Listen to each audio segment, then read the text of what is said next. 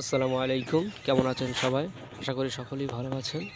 আপনারা দেখছেন আধুনিক কৃষি বাংলা, আর আমি আপনাদের সঙ্গে আছি মিজানুর। থাম্বনেল দেখেই হয়তো বুঝে গেছেন যে আজকে কী নিয়ে আলোচনা করব। তো সরাসরি আলোচনার দিকে প্রবেশ করা যাক।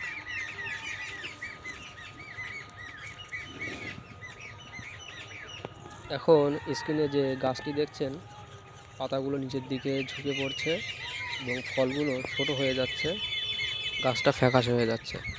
তো এটি মূলত একটি ব্যাকটেরিয়াজনিত কারণে এই সমস্যাটা দেখা দেয়। তো এই সমস্যার সমাধানের জন্য আমরা যেটা ব্যবহার করলাম সেটাই আপনাদেরকে আজ দেখাবো। আপনাদের ফসলের ক্ষেত যদি এমন হয়ে যায় তো ভয় পাবেন না, একটু ট্রিটমেন্ট করলে আশা করি এ থেকে সমাধান পাওয়া যায়। দ্রুত ব্যবস্থা নিলে এই সংক্রমণ আর সারা ক্ষেত ছড়িয়ে পড়বে না, নইলে এটি আস্তে আস্তে আপনার মূল জমিতে পুরো ক্ষেত জুড়ে আস্তে আস্তে ছড়িয়ে পড়বে। তো এই সমস্যার সমাধানের জন্য আমরা ব্যবহার করেছি ধানুকা পেস্টিসাইড কোম্পানির কণিকা।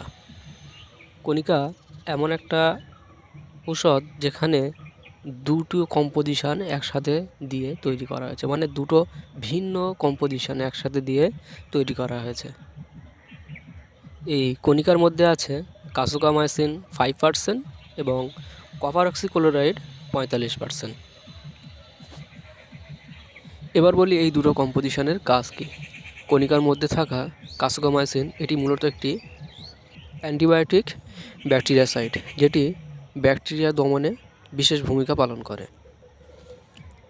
ফলে গাছের মধ্যে থাকা যে ব্যাকটেরিয়াগুলো সেগুলোর আর বৃদ্ধি হতে পারে না এবং ধীরে ধীরে মারা যায়।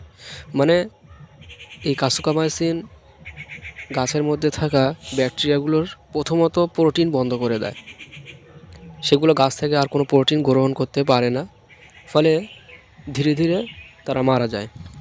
এবং এই কণিকার মধ্যে থাকা কপার অক্সিক্লোরাইড এটি মূলত একটি কন্টাক্ট ফাঙ্গিসাইড। আমরা সকলেই জানি ফাঙ্গাস সাধারণত দুই ধরনের হয়ে থাকে, একটি কন্টাক্ট এবং একটি সিস্টেমিক, এবং এর আন্ডারে এই দুটো গ্রুপের মধ্যে বেশ 14 থেকে 16টার মতো ভাগ আছে। সেটা নিয়ে পরে একদিন আলোচনা করব ইনশাল্লাহ। তো আজকের আমাদের মূল বিষয় যেটা, সেটি হলো এই কপার অক্সিক্লোরাইড। এটি একটি কন্টাক্ট ফাঙ্গিসাইড। এটি গাছে স্প্রের ফলে গাছের ওপরে গাছের পাতায় একটি লেয়ার তৈরি করে, ফলে বাইরে থেকে আর কোনো ফাঙ্গাস গাছ নতুন করে আক্রমণ হয় না। ফলে ওভারঅল আমরা যেটা দেখতে পাবো সেটি হলো কাসুকামাইসিনের ফলে গাছের যে ব্যাকটেরিয়াগুলো আছে সেগুলো ধীরে ধীরে মারা যাবে, এবং কপার অক্সিক্লোরাইডের ফলে গাছে বাইরে থেকে কোনো ফাঙ্গাস ঢুকতে পারবে না। এবার বলি এর ডোজ সম্পর্কে, এটি কতটা করে ব্যবহার করবেন এবং কখন স্প্রে করবেন। এটি প্রতি লিটার পানিতে 1.5 গ্রাম থেকে 2 গ্রাম ব্যবহার করা যায় গাছের বয়স, গাছের কন্ডিশন অনুযায়ী। এবং এটি সকালে শিশির বা নেহর শুকিয়ে যাওয়ার পরই স্প্রে করলে বেশ ভালো কাজ পাওয়া যায়। আশা করি এখন আপনি কণিকা সম্পর্কে একটি ধারণা পেয়েছেন। তো না বুঝতে পারলে অবশ্যই কমেন্টসে জানাবেন, আমরা আপনাদের প্রশ্নের উত্তর দেওয়ার চেষ্টা করব। তো আজকের ভিডিওটা আপাতত এখানেই শেষ করলাম, দেখা হবে পরবর্তী ভিডিওতে। ততক্ষণ সবাই ভালো থাকবেন, সুস্থ থাকবেন, বন্ধুদের মাঝে বেশি বেশি শেয়ার করবেন, এবং চ্যানেলে নতুন হলে অবশ্যই চ্যানেলটি সাবস্ক্রাইব করবেন। এতক্ষণ সময় দেওয়ার জন্য সকলকে ধন্যবাদ।